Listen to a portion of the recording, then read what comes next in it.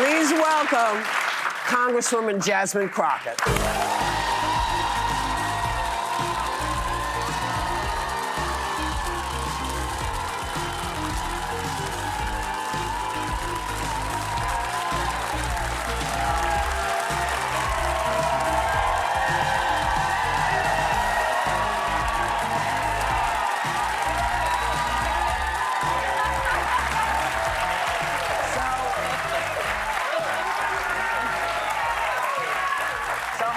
Y'all, because you know this is only an hour show.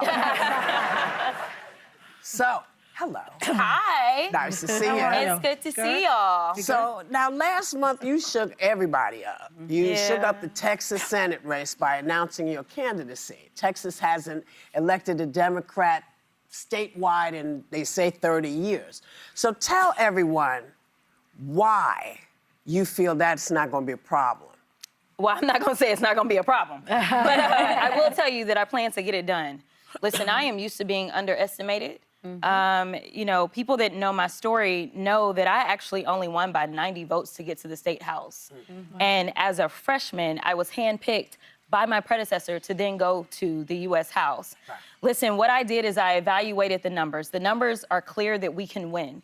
Texas is a non-voting state. We are one of the lowest voter turnout states in the entire country, with only about a little bit more than 50% of people turning out to vote. We are also a majority minority state. So for everybody that's like, well, she running for Senate and she black. Yes, I am. I am. And there are 3 million black voters. Actually, 4. Right? 4 million black voters. We have more African Americans in the state of Texas than any other state. But at the end of the day, the way that I govern is I govern for the people, regardless of my race. And then there are people like, well, it's women, and you know how people feel about women. Let me tell you about the state of Texas. The state of Texas has already had 2 women governors, to be clear. And Richards. Our first one was in the 1930s, to be clear.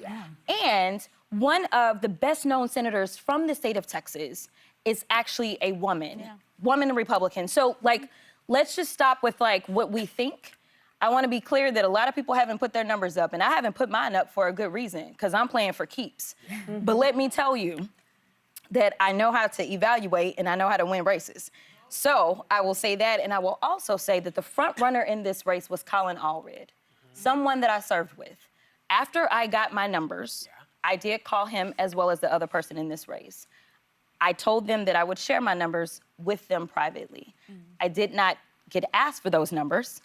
And I will say that Colin Allred, at the end of this race, in my opinion, will be one of the heroes.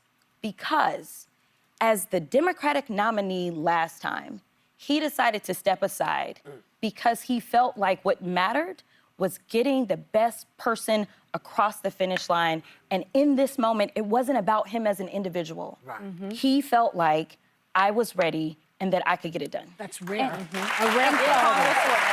In that same vein, and you still have one other challenger, James Tallarico, state representative, who I believe you served with. Yes. But some Democrats worry that your reputation as an anti-Trump resistance leader could hurt you in deep red Texas, where he won by double digits. Some Republicans came out of the gate saying, you know, this was a gift and the greatest thing. How do you, and there's also been reporting that the NRSC even put your name into the field in polls to try to drive up your polling support so you'd get into the race. How do you respond to those concerns, and are you ready to take them on? I'm absolutely ready. I wouldn't have got in the race otherwise. And the reason that we started with the video that you saw is because I knew that the attacks were coming. And the point is, I will remain cool as a cucumber, and I will smile at the end. That is why that video looked that way. I will also say that I did not rely on NRSCC to make my decision. I spent a lot of money on my own polling to make sure that I could evaluate it, and we actually tested in a very different way.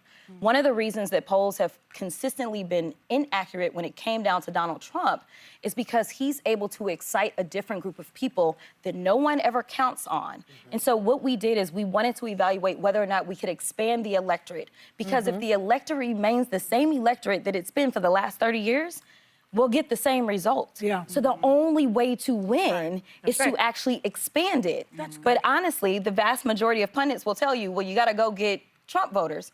Well, here's the reality. I think that there are a lot of Trump voters that are actually upset about their vote for Trump because he is not delivering, number one, on his promises. So we can start there, not to mention the economy and affordability is not really great right now. So I do think that there are a lot of people that, number one, want to make sure that there is somebody that will check him on their behalf.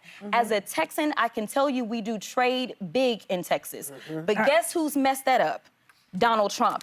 As a Texan, I can tell you that we do agriculture big, and I served on the Ag Committee. As a Texan, I can tell you that some of those folk are upset. Right now, there's been a lot of talk about how there's the Tyson plant that shut down in Nebraska. Let me tell you, Amarillo, Texas, where they process beef for Tyson, they are about to shut down as well. So let me tell you, at the end of the day, people will have to make a decision. I'm not asking people to become my best friend. And as I used to campaign for the vice president, I would go into a lot of churches and I'd ask them to raise their hand if they love their spouses, and they would raise their hand. And I'd say, do you always agree with them? Yeah, that's the kind of response we would normally get. Listen, it's not about whether or not you agree with someone 100% of the time. It's about, do you have the strength to stand in this moment? And right now, the people are looking for real leaders that are going to fight for them. Yes, yeah, right, and you're one of them. You're one of them. So I want to just say one thing about you, because I think you clearly trigger the base, Trump, and also the vice president. Let's watch this clip. And Jasmine Crockett. Oh, Jasmine Crockett. The record speaks for itself. She wants to be a senator, though her street girl persona is about as real as her nails. Go ahead. Here's your chance. Respond to Okay, him. so first of all, my nails are real. But I will say, what a lot of people don't understand, and Alyssa, you can help me out with this, is that Republicans are a lot better at doing focus groups, right? And so Democrats, we rely on like poll, but focus groups allow you to kind of get down to the nitty gritty of like why people feel a certain way about certain things. Well, I can tell you that right now, what disturbs them is that I am able to get at a demographic that Democrats have been losing. Consistently in third-party polls, as well as my internal polling, it shows that those that don't have a college degree, by over 70%, choose me. Well, that's a demographic that we've been losing without, so now he's like, oh, no, it's all fake. Like, don't believe that. No, the reality is that I was a criminal defense attorney. I was a public defender. I am somebody who walked into plenty of jails and dealt with real killers.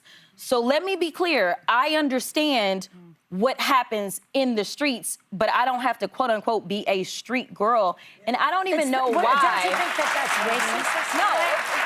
What is it? Joy, you know it's racist. Now, we know that, right? It's very racist. But one of the things that they've been trying to do for quite some time is to try to figure out, specifically within minority communities, where I do well is how do I divide minorities about who Jasmine is? So sometimes they say, oh, she's so educated. And so they're trying to get people that maybe don't have as many degrees, but I'm like, it's not about that. We are all in the same sinking ship, whether you black, white, Asian. That's right. You know, Educated, non-educated, we we're all all in the same here. sinking ship. Yeah. And so at the end of the day, I am fighting for all Texans, and so we're gonna be Texas tough during this election. Yes, we are.